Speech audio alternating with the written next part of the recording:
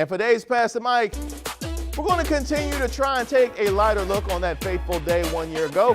We try and bring in different voices for this particular segment, including comedians, because one of our goals is to entertain. So today, we wanted to look back at the insurrection from a different point of view. So I talked to local comedians Alyssa Cowan and Pete Musto, who may look familiar about the Capitol being stormed. When you think back on that day, what do you remember most? Let's start with you, Alyssa. Oh my gosh. Well, nobody was getting any work done, for sure, because I was just watching that through the whole thing. For some reason, what sticks out first in my mind immediately was people trying to scale the walls.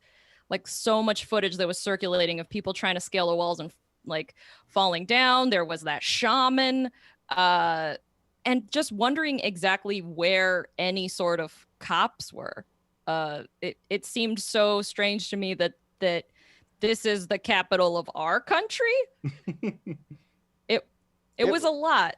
It was also surreal, yeah. Like, I kept thinking that it was over, and then it just kept getting yes-anded, like a terrible improv sketch. Like, it just kept getting heightened and taken to the next level, and then boom, Jamiroquai. Like, what is he doing in the middle of everything? Pete, what do you remember most? I remember being surprised at how incredibly ugly the entire crowd was. You know, like, they all had like jacked up teeth and like, you know, just like really embarrassing tattoos and stuff like that. Also, though, a lot of people kept telling me that I look like the shaman guy. Like, I got so many people texting me, which is good because he was one of the better looking. He was ripped, you know what I mean? He was one of the better looking dudes there. But, you know, people kept like texting me like, dude, is that you? I'm like, first of all, you obviously don't know me that well if you think that's me, but also, yes, it was me. You do have strong insurrectionist vibes. I know that's not who you are, but the vibes feel like very strong. And I don't know if that's just the quarantine hair.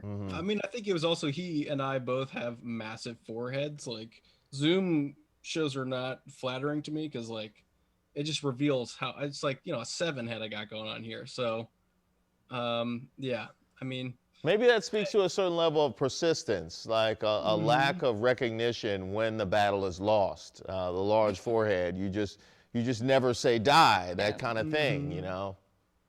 Have you guys tried to blend this with your comedy at all? You got that hot January 6th material? Who's got it? It's usually when I go up there and just groan into a microphone, like, oh God, what's going on? Catch these hot insurrection jokes. It's too hard.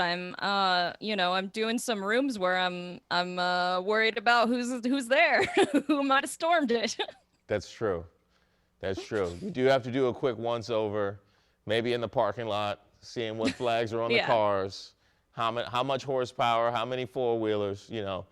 Yeah. How big is your lift kit, and did you install it yourself? You don't want too many from the wig party being out here in disguise. You never know.